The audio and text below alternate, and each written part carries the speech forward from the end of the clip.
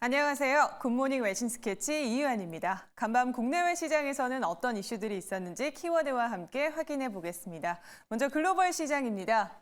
12월 미국 CPI가 예상보다 더 많이 올랐는데요. 인플레이션이 여전히 미국 경제를 지배하고 있음을 보여줍니다. 12월 미국 CPI는 전월 대비 0.3% 상승해 시장 예상치 0.2%보다도 높았는데요. 또한 전년 대비도 3.4% 상승해서 시장 예상치 3.2%보다 높았습니다. 변동성이 큰 식품과 에너지를 제외한 12월 근원 CPI는 전월 대비 0.3% 상승해 시장 예상치와 같았습니다. 네, 어제 미국 증권위가 11개 비트코인 현물 ETF를 승인했는데요. 오늘 바로 그 비트코인 ETF가 미국 거래소에서 거래를 시작했습니다. 가장 규모가 큰 그레이스케일 펀드는 오늘 0.5% 상승했는데요. 비트코인 관련 종목도 주목받았는데 주가는 모두 하락했습니다. 네, 마이크로소프트가 장중 한때 미국 뉴욕 증시 대장주인 애플을 제치고 시가총액 1위에 등극했습니다. 현지 시간 11일 오전 한때 마이크로소프트는 주가 상승으로 시총이 2조 8,700억 원 달러에 달했습니다. 이에 따라 마이크로소프트는 지난 2021년 11월에 이어 약 2년 2개월 만에 처음으로 뉴욕 증시 시총 1위를 탈환했습니다. 이어서 국내 시장도 살펴보겠습니다.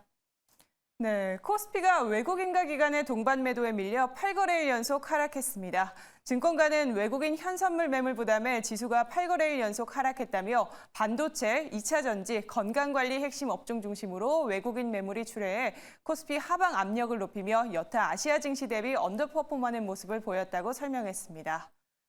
오늘 태양건설의 주가는 19% 가까이 급락하며 3,050원의 거래를 마감했는데요.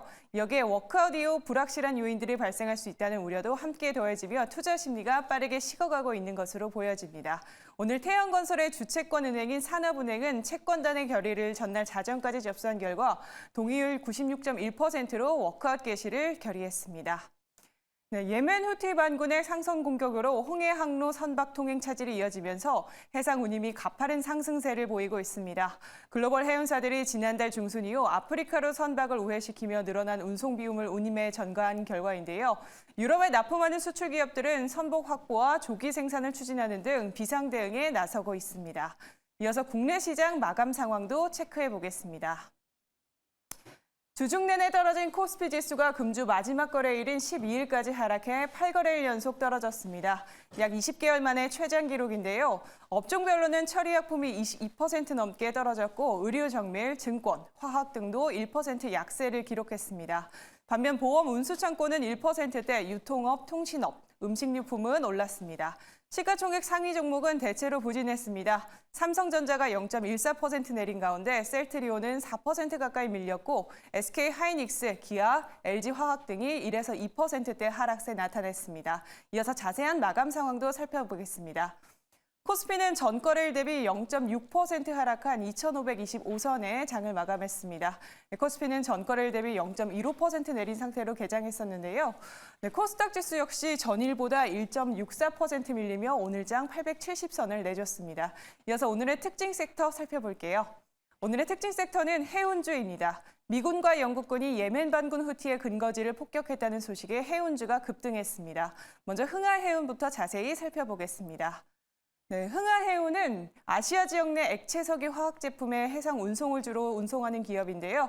오늘장 가격 제한폭까지 오르며 장을 마감했습니다. 벌크선 해운사이며 아시아 노선을 주력으로 하고 있는 대한해운은 14.51% 강한 흐름 보여줬고요. 역시 아시아 노선을 주력으로 하며 LPG 가스선 해운사인 KS해운 5% 넘는 강세 보여주었습니다. 국내 최대 해운사 HMM 5.41% 뒤를 이었고요. HTX 그린 로직스도 4.60% 강세 보이며 장을 마감했습니다. 지금까지 국내 증시 살펴보았는데요. 그럼 간밤 뉴욕 증시는 어땠을까요?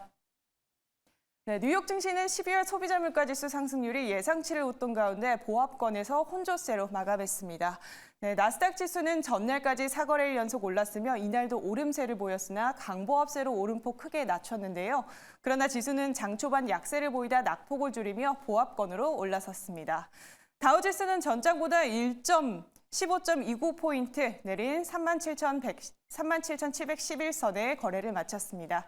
나스닥 지수는 전장보다 0.54포인트 상승 마감했고요. S&P 500 지수 전장보다 0.07% 하락 마감했습니다. 이어서 섹터별 움직임도 살펴보겠습니다.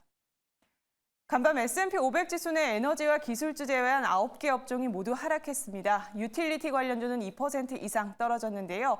특히 마이크로소프트의 주가 상승 배경은 클라우드 컴퓨팅 서비스 분야의 성장이 꼽힙니다.